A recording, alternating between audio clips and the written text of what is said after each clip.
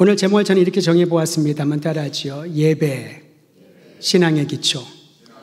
대부분 우리는 예배를 그러면 뭘 떠올리나요? 한 장소에서 사람들이 모여서 찬양도 하고 기도도 하고 또 찬양대의 찬양도 함께 우리가 동참을 하고 헌금도 하고 설교도 듣고 이러한 순서들을 또 예배 의식을 예배로 생각을 할 때가 많이 있습니다. 물론 외적인 면에서 틀린 말은 아니죠. 근데 진정한 의미에서 예배는 기독교 신앙의 핵심이 되는 행위라고 할 수 있습니다. 여러분, 기독교 신앙은요, 정적이거나 관념적이거나 교리적인 가르침으로 우리가 변화되지 않는다는 것을 항상 기억을 해야 됩니다. 행위입니다. 우리를 구원하신 하나님의 사랑의 행위, 우리의 죄를 해결하기 위하여 십자가에 달려 죽으신 그리스도의 놀라운 행위, 우리를 거룩하게 하시고 예수를 주님이라 영접할 수 있도록 지금도 역사하시는 성령 하나님의 행위, 성삼위 하나님의 은혜를 경험한 그리스도인들이 지금도 있는 곳에서 또는 의지적으로 세상 도처로 파송받아서 복음의 증인으로 살고 있는 그 행위, 이것이 신앙의 행위인데요. 이 모든 것의 기초가 되는 것이 바로 예배라는 것입니다. 사실 어원적으로 예배는요, 우리가 생각하는 것처럼 하나의 의식, 그러한 의미를 담고 있습니다. 고대 그리스어에서 나온 이 단어는 의식화된 전례, 그런 뜻이 예배란 단어에 담겨 있고요. 또 라틴어 역시, 라틴어로는 컬트라고 하는데요, 종교의식이라는 의미가 아주 강합니다. 그러니까 우리는 예배 그러면 의식을 생각을 하죠. 시작으로부터 마칠 때까지 하나, 둘, 셋, 넷 순서가 있어야 되고 그 순서가 아주 거룩한 느낌을 주고 사람들의 마음을 압도할 만한 그러한 것들이 바로 예배라고 생각을 합니다. 고전 그리스어와 라틴어의 의미에서 따온 배움이 아닐까 싶습니다. 반면에 영어로 사용하는 이 예배란 단어는 조금 더 실제적인 면들을 가르쳐 줍니다. 영어로는 worship이라고 하죠. 최상의 존재에게 최고의 영예와 가치를 올려드리는 것, 조금 어려운 말처럼 보이지만은 내가 가지고 있는 최상의 것들을 최고의 존재이신 창조주여 구원자 아버지 하나님께 올려드리는 것, 그분을 높이는 것이 예배, 곧 월십이라고 하는 겁니다. 독일어는 특이하게요, 두 단어를 합성했는데요, 고테스딘트라고 합니다. 이 단어는 하나님이라고 하는 고테스트이란 단어와 섬김이란 단어를 합성해 놓은 것입니다. 다시 말하면 하나님이 섬긴다, 문자적으로는 그게 예배라는 거지요. 하나님이 뭘 섬기나요? 다시 말하면 하나님이 우리에게 은혜를 베풀어 주시는 겁니다. 구원의 은혜를 베풀어 주신 것이 예배입니다. 마치 주님이 우리를 섬겨주시는 것처럼 지치고 공고한 자들의 마음을 치유해 주십니다. 이게 바로 예배하는 거지요. 예배 가운데 우리의 삶의 목적과 인생의 방향을 발견하게 되는 것입니다. 하나님이 그것을 가르쳐 주시고 보여주시는 것, 그것이 바로 예배입니다.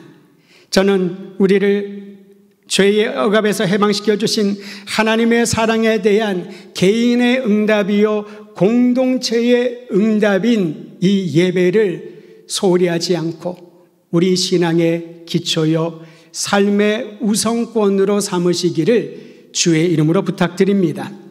예배는 다른 말로 이렇게 풀어 설명할 수 있습니다. 한번 따라 하실까요? 예배는 하나님을 만나는 것이다. 여러분, 누구를 만나려면 그 장소와 약속 시간을 확실히 기억을 해야 됩니다. 그리고 그를 만나기 위한 기본적인 준비를 해야 되겠지요. 대상에 따라 다르겠습니다만은 멋진 사람 또는 데이트를 한다면은 굉장한 시간을 투자하여서 머리 모양, 화장, 옷, 맨물씨를 다 살펴보아야 할 것입니다. 누구를 만나냐에 따라서 우리는 준비를 하고요. 그 만남의 시간을 기다리고 기대하지 않습니까? 예배가 바로 그렇다는 겁니다. 예배는 목사를 만나러 오는 시간이 아닙니다. 성도들과의 교제가 중요하지만 사람을 만나러 오는 것이 우선이 아니라는 거지요. 예배는 하나님을 만나는 감격의 시간이요, 이 만남을 통하여 놀라운 것들을 보여주시는 주님의 선물을 받아갈 그러한 시간이 예배 예배라는 것입니다. 우리는 예배를 드릴 때 이런 기도로 시작을 합니다. 주님, 이 자리에 임재하여 주시옵소서. 다른 말로 표현하면 주님, 나를 만나 주시옵소서. 나를 찾아오신 주님을 내가 영접하고 받아들이고 주님과 깊은 교제하기를 원하나이다. 이것이 바로 예배인 것입니다. 저는 우리가 이 예배의 놀라운 은혜를 날마다 경험하기를 소원합니다. 조금 전에 나눴던 것처럼 예배는요, 인간이 하나님을 위해 만든 종교의식이 아닙니다. 우리가 열정을 다하여 주님을 예배하는 것은 귀한 마음이지만은 내가 무엇인가 했다라고 하는 생각이 드는 순간 다시 한번 우리의 마음 자세를 살펴보아야 할 것입니다. 예배는 사람들의 감성에 호소하는 것이 아닙니다. 심신의 안정을 주기 위하여 분위기를 만들어내는 것도 아닙니다. 특별한 공간에서 정한 시간 내에 반드시 진행해야 되는 프로그램은 더더욱이 아닙니다. 예배 가운데 우리의 죄를 씻어주시고 모든 악을 도말해 주신 하나님의 은혜, 절망과 고통에서 치유하시고 소망으로 이끌어 가시는 주님의 손길을 경험하는 것이 예배입니다. 저는 이 예배를 통하여 우리 성도들과 모든 가족들이 하나님을 만나고 주님의 임재와 더불어 나아가기를 간절히 소망하는 것입니다. 이처럼 예배를 가장 중요한 삶의 우선권으로 삼았던 수많은 믿음의 선진들이 있습니다. 그 중에 모본이 되는 사람이 바로 다윗입니다. 다윗은 이스라엘의 두 번째 왕이었지요.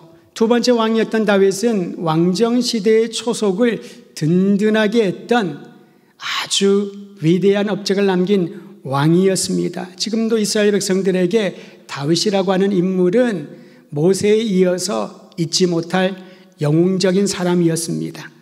그런데 이 놀라운 업적을 남긴 다윗은 정치적인 야망보다도 더 귀히 여기는 것이 있었습니다.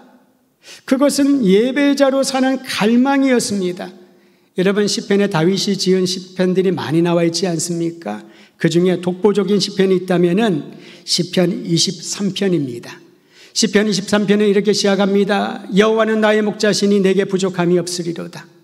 나의 결핍을 채워주시고 만족을 주시는 하나님에 대한 신앙을 고백하며 시를 시작을 합니다. 그리고 마지막에 평생 사는 동안 나는 여호와 하나님의 집에 거하겠다라는 고백으로 시를 마치고 있습니다. 하나님은 나의 목자시니 내게 부족함이 없다는 감사와 찬양, 내 평생에 주님과 함께 주님의 집에 영원히 살겠다고 하는 이러한 고백이 바로 신앙인의 모습 아니겠습니까? 이 말은 딴 거 하지 않고 그저 교회나 성전에서 시간을 보내라 그 말이 아닙니다. 그는 왕이었잖아요. 얼마나 할 일이 많았습니까?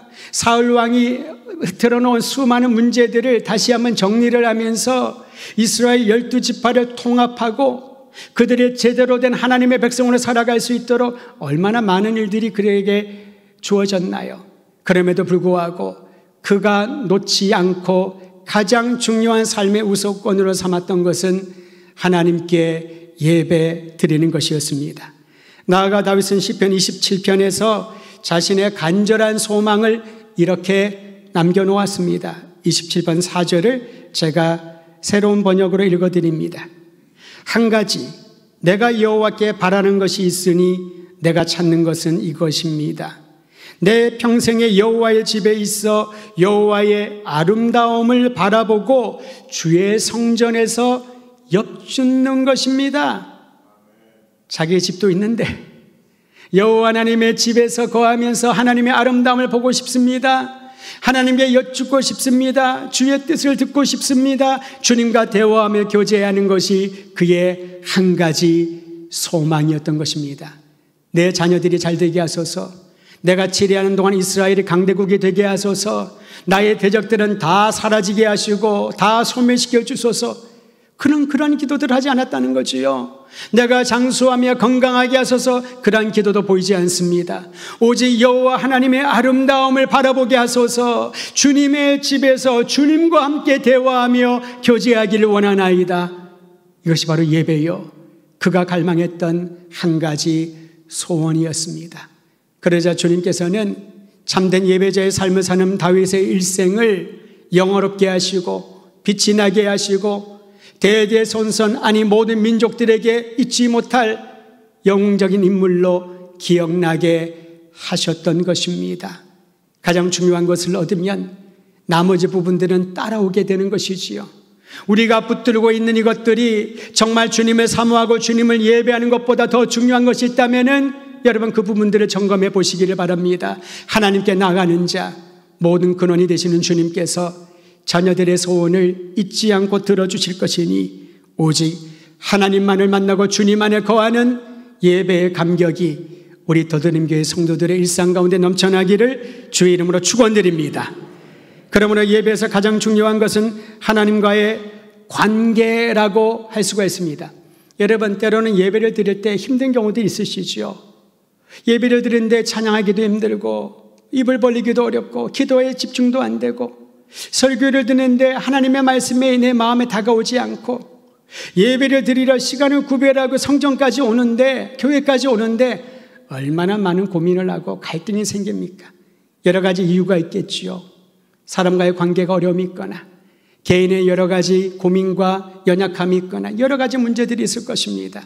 근데 여러분 가장 중요한 것을 보면 그러한 문제들이 아니라 하나님과의 관계에서 문제가 생기면은 우리는 다른 이유를 들어서 예배 드리지 못하는 것을 설명하고 변명할 때가 얼마나 많은지 모릅니다. 솔직히 자기 자신을 들여다보십시오. 하나님에 대한 불신과 무관심과 무지가 나로 하여금 하나님께 나아오는데 걸림이 되지 않는가? 하나님을 온전히 신뢰하지 않는 그러한 연약한 믿음이 하나님 앞에 나와 예배 드리는데 걸림이 되지 않는가? 우리는 코로나를 지나면서 대면 예배니 비대면 예배니 여러 가지 논쟁이 있었습니다만은 여러분 중요한 것은 하나님을 향한 마음 아니겠습니까? 주님을 향한 간절한 마음이 있다면은 지하 토굴에서도 하나님을 예배하였고 초대교회가 그러하였잖아요.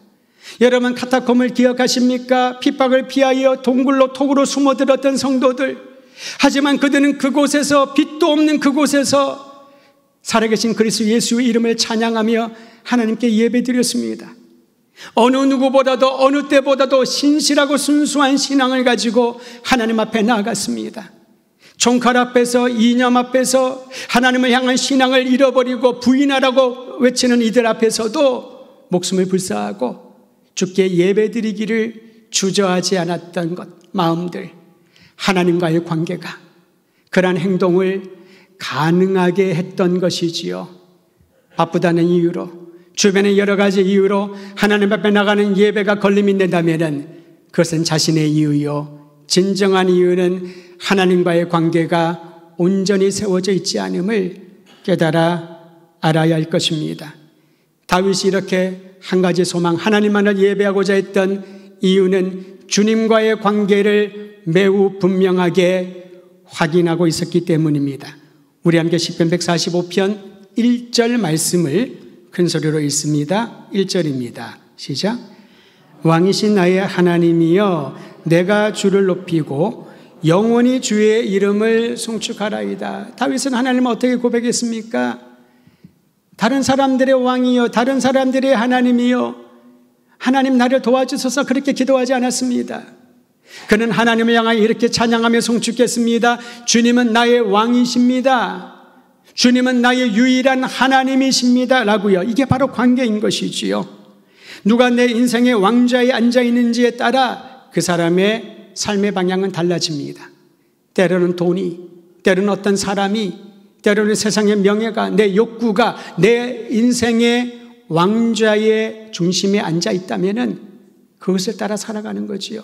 돈을 버는 것이 인생의 목적이 되고 높은 자리에 오르는 것이 인생의 목적이 되고 사람들에게 인정받는 것이 인생의 목적이 되고 다른 사람보다 더 많은 것을 소유하는 것이 인생의 목적이 될 수 있다는 겁니다.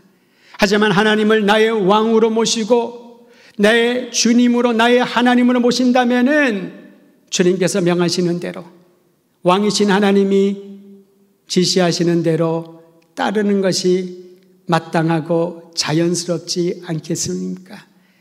여러분 충성이란 단어를 아시죠? 충성은요, 억지로 하는 것은 충성이라는 단어를 붙이기에는 부적합합니다.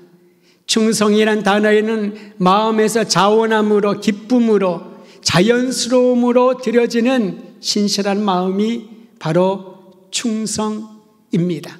충성의 충의 한자도요, 마음의 중심을 써놓지 않습니까? 내 마음이 어디에 있는가, 누구를 향하고 있는가, 내 마음의 주인이 누구신가에 따라서 그 사람의 인생의 열매는 달라질 것입니다. 다윗은 이렇게 고백했습니다. 하나님은 나의 왕이십니다. 나의 통치자이십니다. 하나님은 나의 유일한 구원자이십니다. 이 고백을 드리는 모든 이들에게 예배의 깊이는, 신앙의 깊이는 달라지게 될 것입니다. 다윗은 왕이신 하나님께 경배하고 찬양하는 것이 예배라고 말하면서 하나님을 예배하려면은 그분이 누구신지를 알아야 한다는 것을 가르쳐 줍니다. 예배의 대상은 하나님이시죠. 그런데 하나님을 모르는 상태에서 어떻게 예배할 수 있겠습니까? 우리는 살아가면서 수많은 사람들을 만나고 스쳐 지나갑니다. 수많은 사람들을 만나지만은 무의미한 만남, 내가 기억하지 못하는 그런 만남들이 상당히 많고요. 어떤 이와의 만남은 평생 잊지 못할, 내 인생을 변화시켜준 특별한 만남이 있습니다. 그런 만남을 가진 대상은 더 알아가고 싶겠지요. 그 사람을 더 시간을 보내기를 원하지 않겠습니까? 예배가 그러하다는 겁니다. 고대에는 이름도 모르는 신들에게 예물을 바치고 제사를 드립니다. 여러분, 그것은 일종의 뇌물과 같습니다. 신이시여 나를 도와주소서, 내 재물을 보고 내 정성을 보고 나의 필요를, 나의 문제를 해결해 달라고. 그러니까 그 이름이 무엇이든 그와 나와 무슨 관계가 있든 상관이 없는 거지요. 내가 지금 당면한 문제만 해결할 수 있다면은 온갖 재물을 다 바쳐서라도 하겠다라고 하는 것이 사람들의 정성 아니겠습니까? 하지만 예배는 하나님이 우리에게 더 많은 정성을 바쳐라, 더 많은 시간을 바쳐라, 그 요구에 따라서 주님이 찾아오시거나 말거나를 결정하기 게 아니라는 겁니다. 우리가 주님을 찾아가기 전에 먼저 찾아오신 주님, 우리가 주님을 사랑하기 전에 먼저 사랑하셔서 구원해 주신 주님을 더 알아가면 알아갈수록 예배의 깊이는, 예배의 기쁨은 더해질 것입니다. 저는 우리 더드림교회 성도들이 이러한 예배 드리기를 원합니다. 성경은 하나님이 어떤 분이신지를 이렇게 소개합니다. 그분은 전지전능하시고 영원하시고 우리와 함께 하신다고. 하나님은 자비롭고 은혜가 풍성하시고 의로우시며 공평하시다고 말합니다. 그러기에 하나님은 나의 아버지, 나의 주님, 나의 목자, 내가 환난 날에 나를 도와주시는 유일한 능력이란 사실을 고백하면서 하나님께 예배드리러 나오게 되는 것이지요. 사랑하는 사람을 만날 때도 가슴이 벅차고 기대가 되는데, 나의 구원자여 나의 영원한 주님이신 하나님을 만나러 나가는 예배의 시간이 어찌 밍밍할 수가 있을까요? 저는 그런 뜨거운 열정으로 예배드리기를 소망하는 것입니다. 하나님이 행하신 위대한 일을 송축하라고 오늘 성경은 또한 말합니다. 다윗은 이스라엘 백성과 자신에게 크고 놀라운 일을 행하신 하나님을 잊지 않았습니다.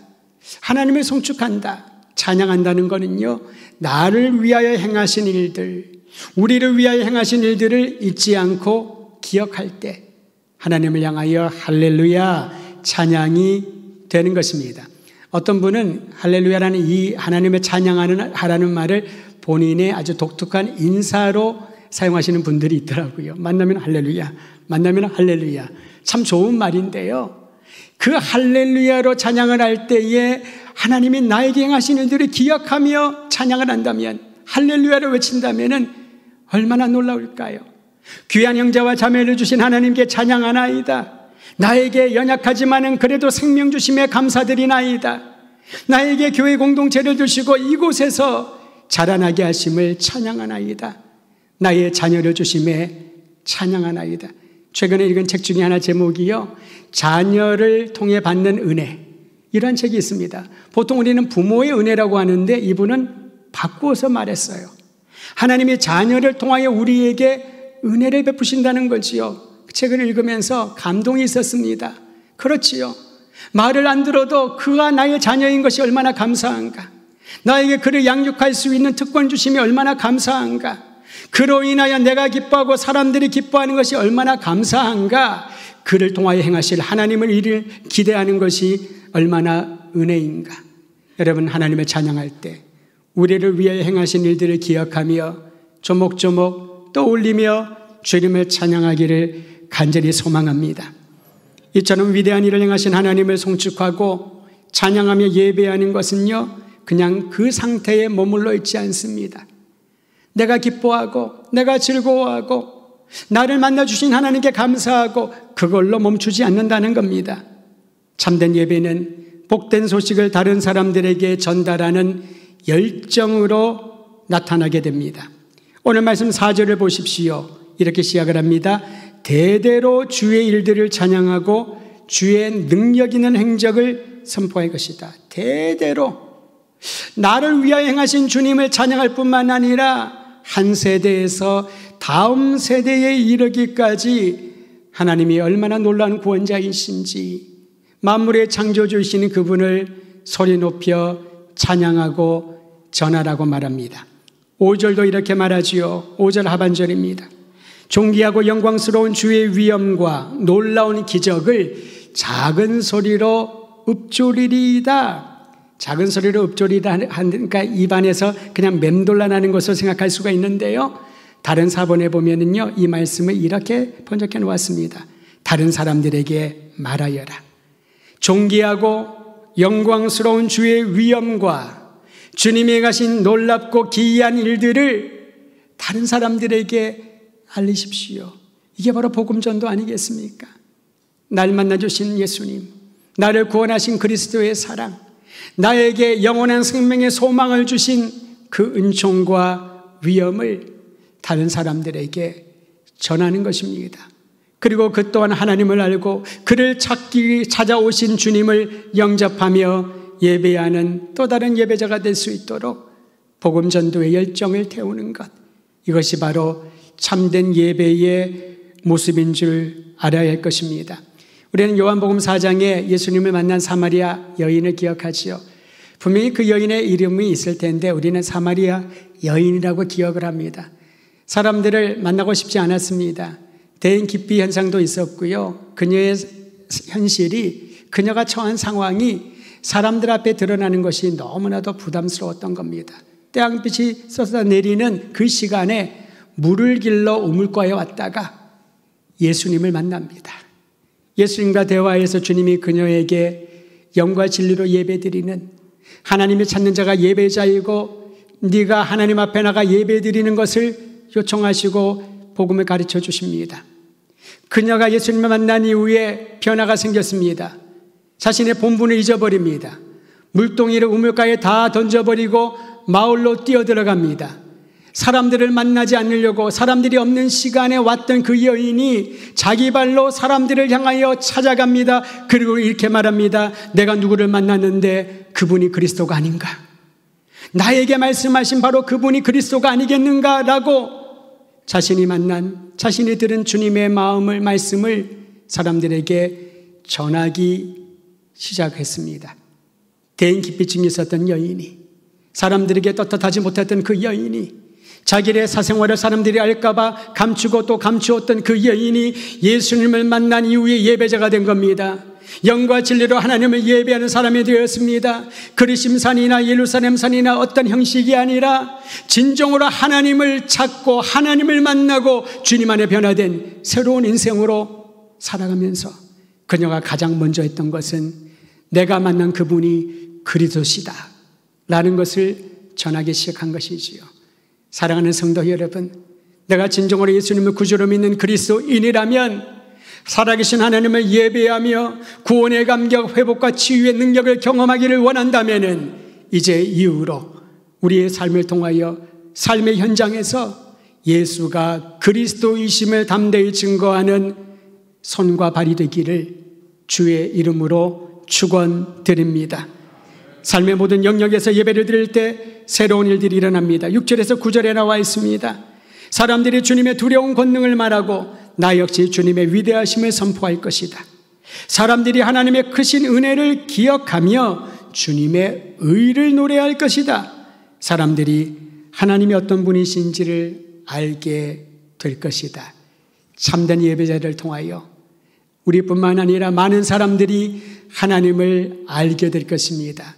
어떠한 분이신지 오늘 말씀 8절 9절 말씀을 함께 읽습니다. 8절과 9절입니다. 시작. 여호와는 은혜로우시며 긍휼이 많으시며 노하기를 더디하시며 인자하심이 크시도다. 여호와께서는 모든 것을 선대하시며 그 지으신 모든 것에 긍휼을 베푸시는도다. 바로 이 하나님을 우리는 예배하고 이 하나님이 행하신 놀라운 일들을 송축하며 이 놀라운 구속의 사랑을 삶을 통하여 증거해야 할 것입니다. 참된 예배를 드리는 믿음의 공동체, 우리의 믿음의 기초가 되시는 하나님만을 바라보면서 날마다 승리하시기를 우리 주의 이름으로 축원드립니다.